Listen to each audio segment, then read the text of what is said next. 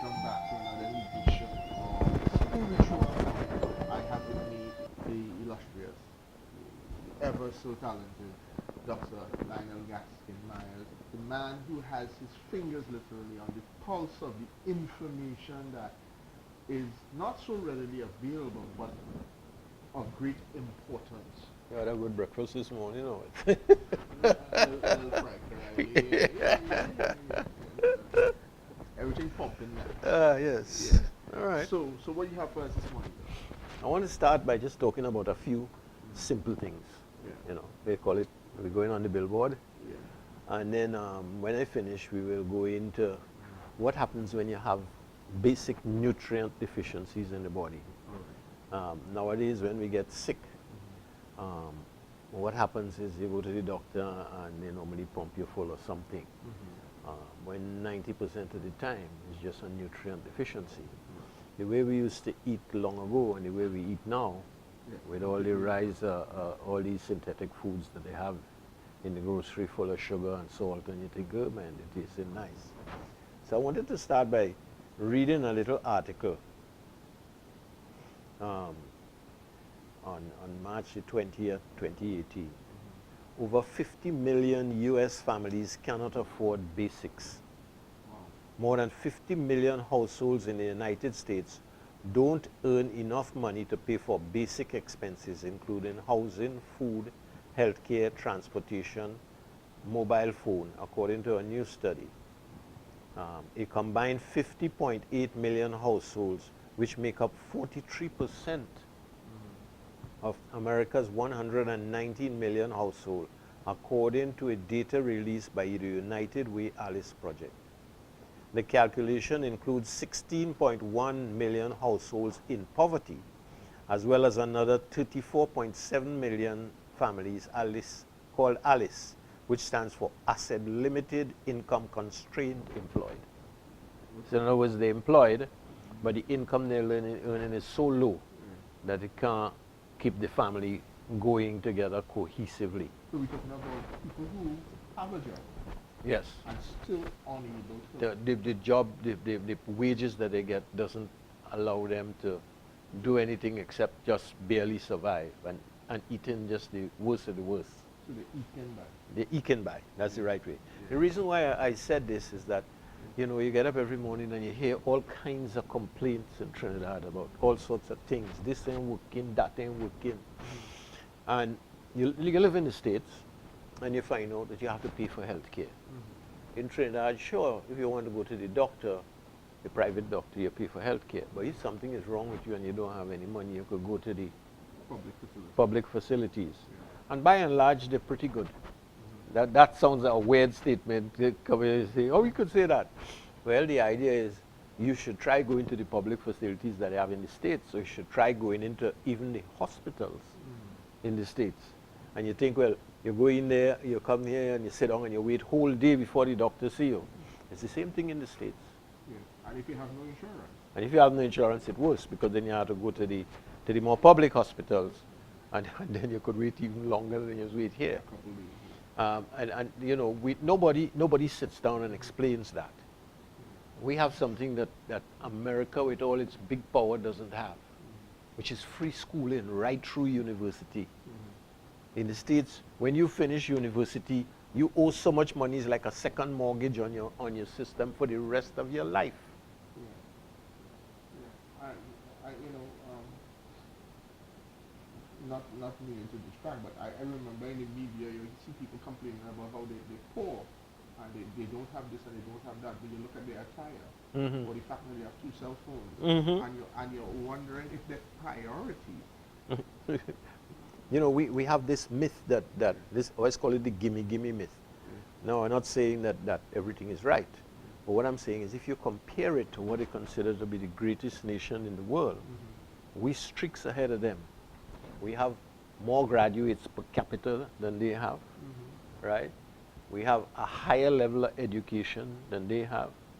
You know, my little grandson came down here and spent a couple of weeks with me. And I said to the mother, I said, well, what standard he's going in? She says, well, he's going into first standard. He's just coming out, doing well.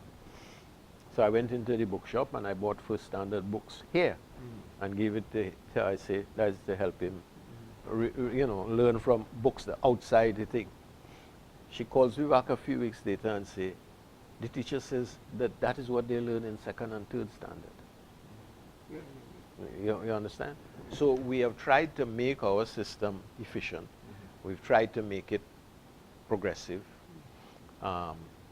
We filled up the universities so that one of the biggest exports that we have in Trinidad is educated people. Our population has not increased dramatically over the last 20 years. We've been exporting people to every country. You go to Sweden, they have Trinidadians living there. You go to Japan, it have Trinidadians living there. You go to, I have a partner. He's in somewhere in the Philippines, in the oil business. All over. So you hear that, and then I came upon this article, and I said, I must read this article so that sometimes you need to stop and realize that we don't have it too bad here. And if you think that you have traffic jam here, I used to live in Miami. And it's kind of hard when you come in home 12 o'clock in the night, right? And you hit a traffic jam on the 826 or the US 1. And that traffic jam is miles long. Not 3 miles or 4 miles, 10, 15 miles of traffic.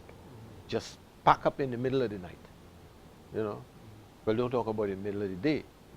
Every day is a traffic jam if you leave to go at a time when we have traffic jams here too. So that you realize that is a worldwide thing, right?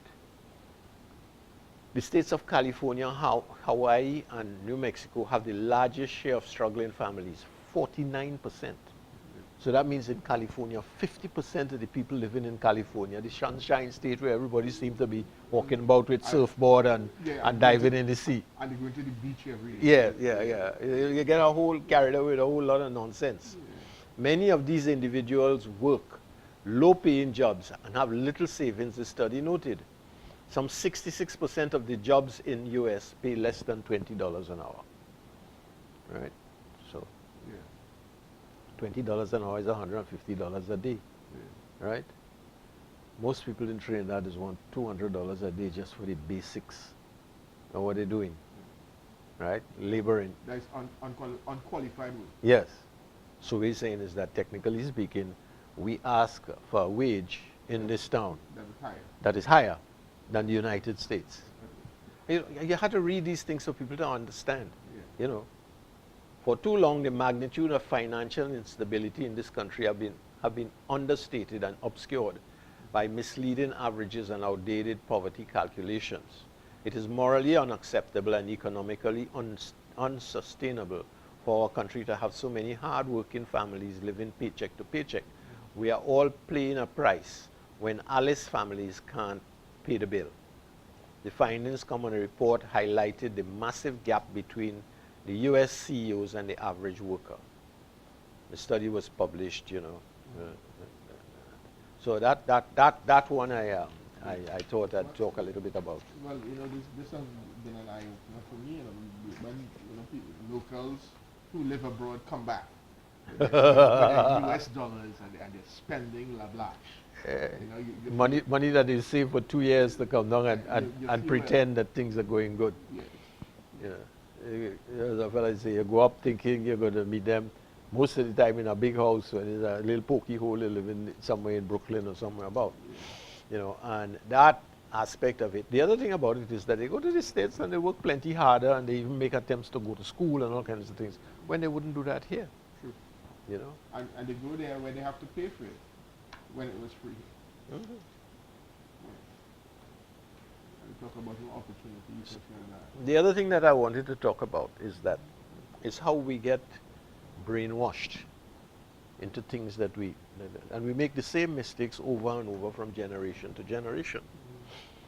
If you look at, I remember when I was small, I was coming home one day and I met a guy by the corner, Newbold Street and Navet. And he was giving out Cokes, Coca-Colas. Called me and says, how many people in your family? Right? And I told him, well, so much children. counted it out and put it back. He says, carry that home, you know, You can't do that today. right? And we got that for, I think, was for a week. And at the time, we said, well, our company have good intentions, you know what I mean? What it made, it ended up with a lot of people drinking Coke when they eat. But the point about it is that in retrospect, you look and you say, that must have been a massive amount of money to make people become dependent on that. Yeah, they created goodwill. Yes. And then they gave hooks on this one. Yes. The other thing about it is that, so they came in, and I remember once I was going home, and there was a guy at the street corner handing out oil, telling you this oil is better than coconut oil, hydrogenated oil. And here we sort of like 60, 70 years down the line, suffering from diabetes, which one of the major causes of type 2 diabetes is hydrogenated oil.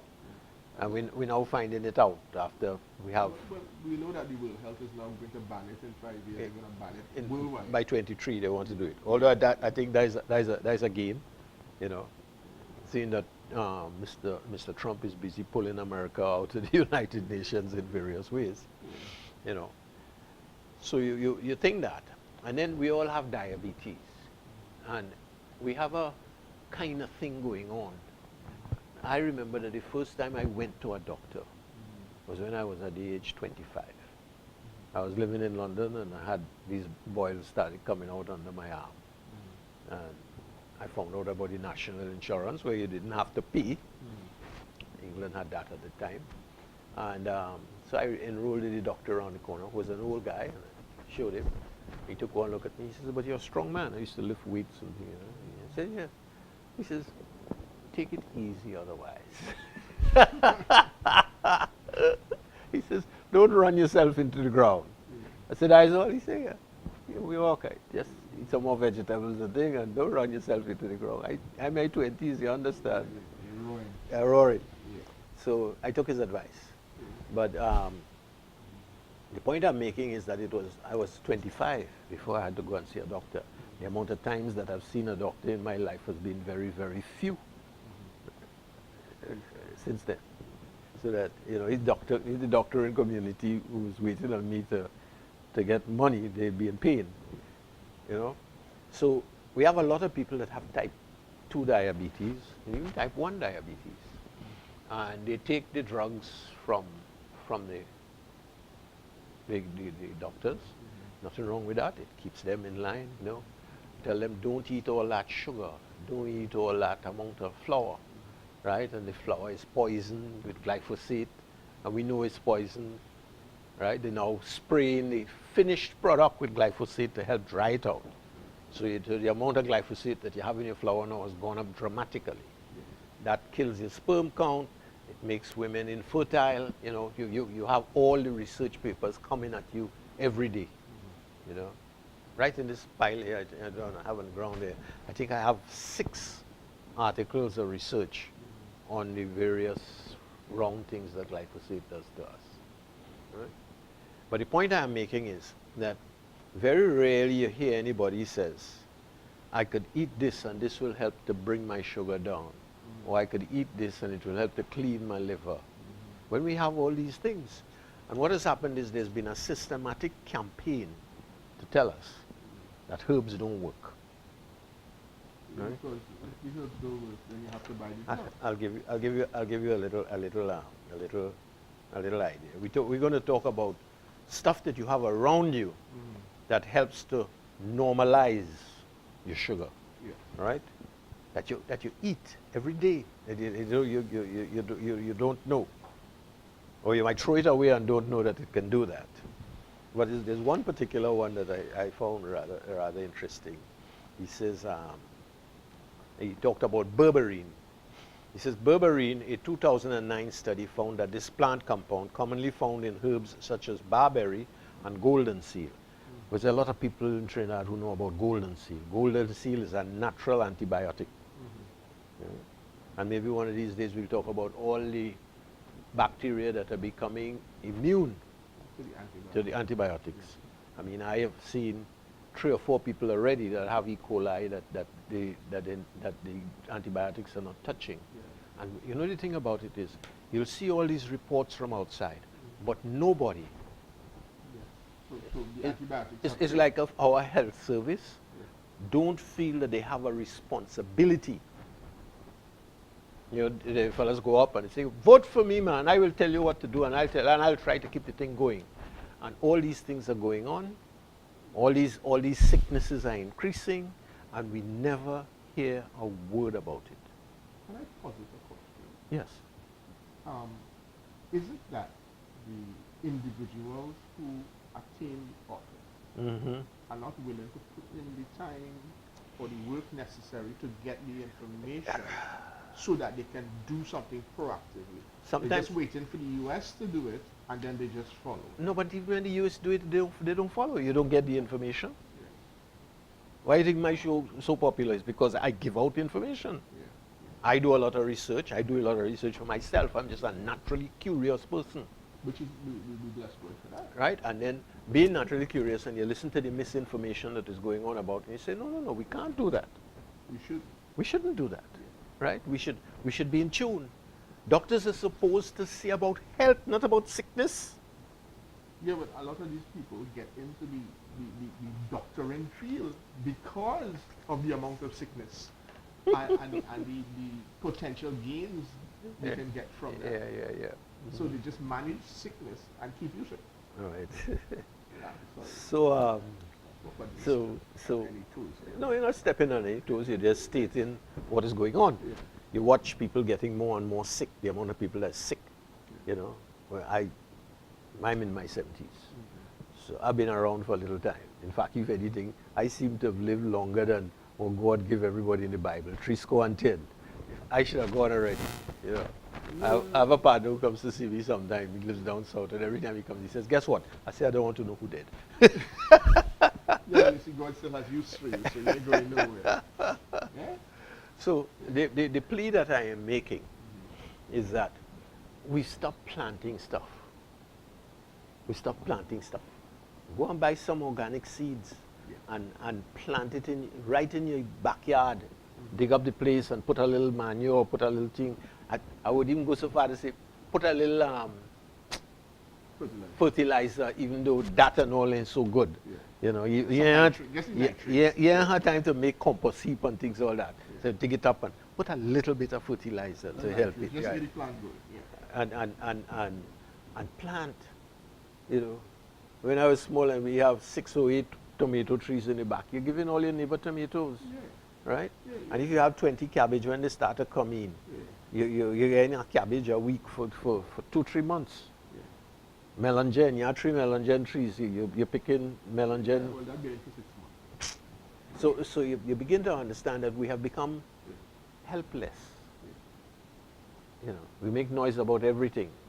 The groceries hang us by the throat. When you compare the prices here and the prices in the United States. I would choose another part of the anatomy, but we are going there. So the point I am making is that they have things that, when I mention so many things, you say, oh, that does drop your sugar, you know what I mean? Go ahead. So the first one we're dealing with is a thing called arginine. Arginine is an amino acid. You can get out to buy in the pharmacy. Now, arginine opens the nitric oxide cycle in the body. And the nitric oxide cycle is what does dilate the arteries. Yes. So it just helps to drop your blood pressure. Arginine and citrulline are great blood pressure droppers. Because it dilates the arteries, it is also useful for other things. So things like Cialis and Viagra and all these things.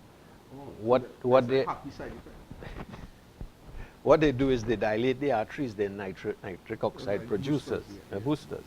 So you're telling a person, this arginine that dilate your arteries, causing a better blood flow and all kinds of things, and could make you feel a little happier too.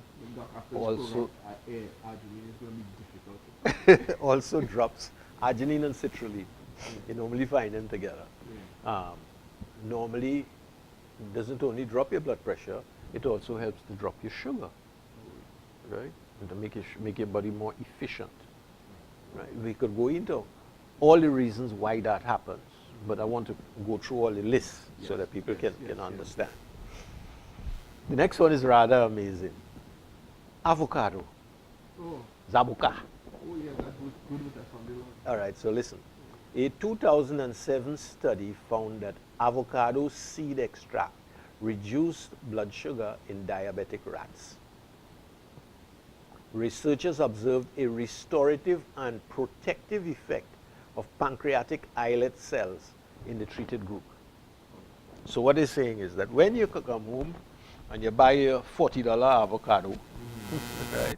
Sometimes you get it for $15 and think, but if you want a real nice one, But the other day I see somebody selling some small ones, 2 for 20. I think I'm yeah, passed by that. yes.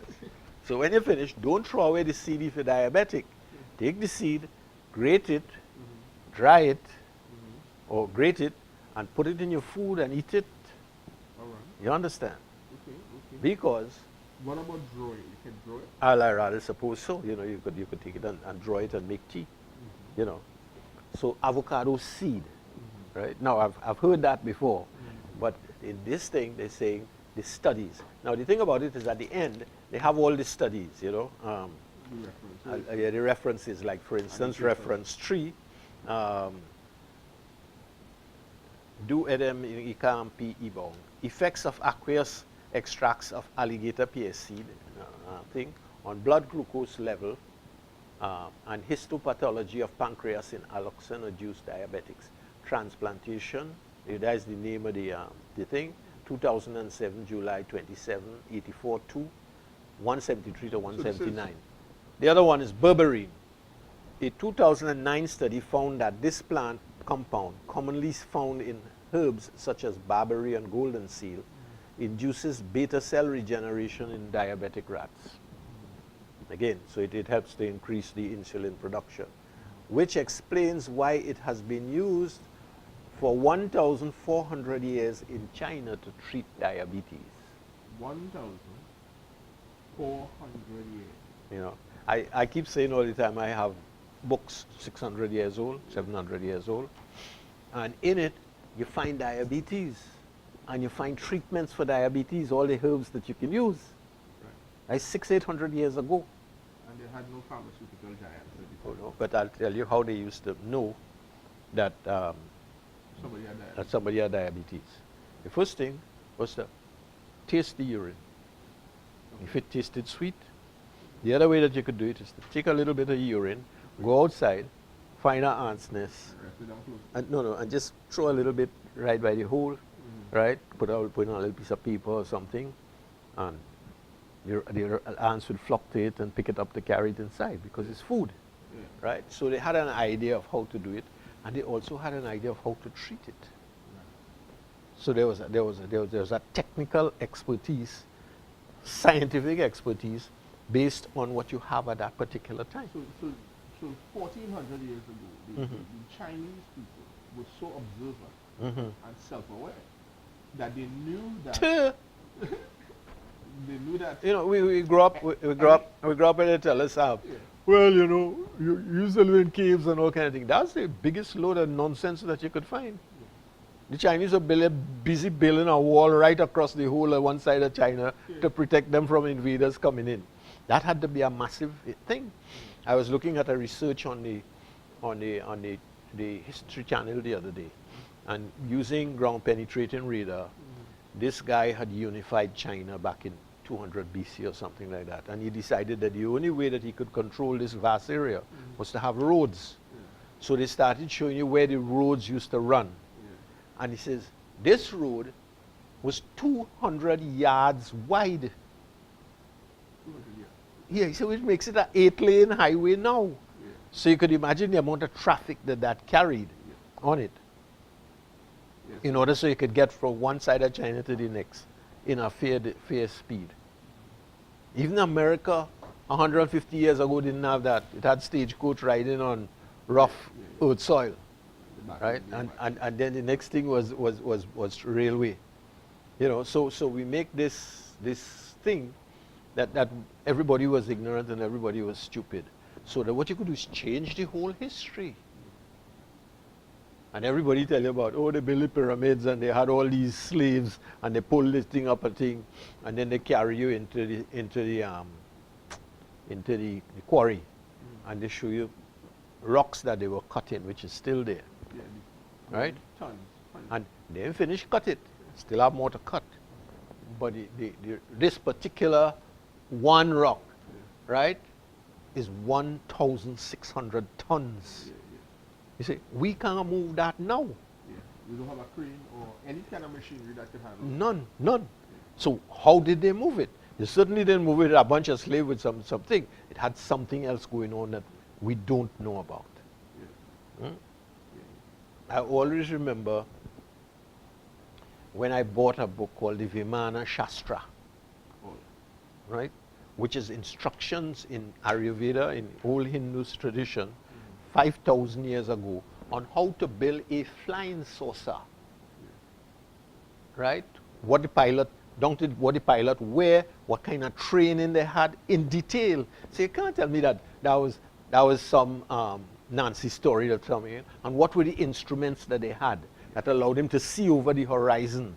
yes. And a craft like that would need power.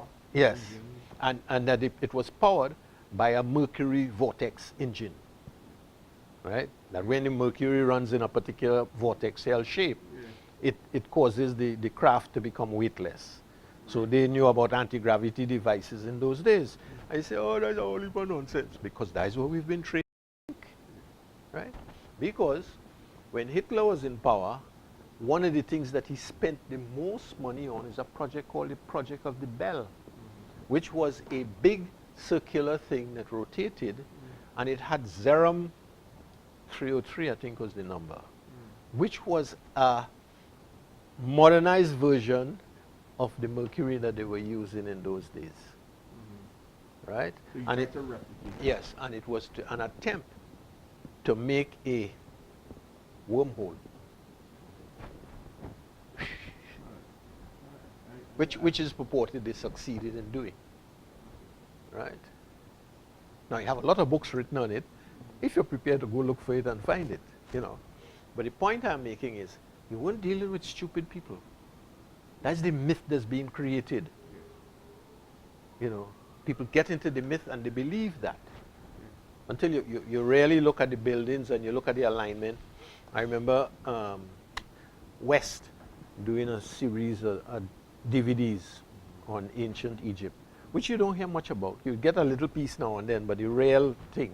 And he was pointing out that a wall in the Temple of Luxor was something like 200 yards long or something like that.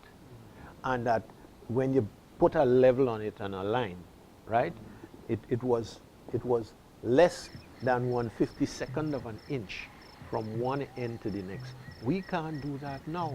And all the bricks, there was nothing less than 10 tons. And some of them went up to 200 tons. And after these thousands of years, the wall was still dead straight with no, imperfection, no drift. You understand? But all that kind of information is hidden.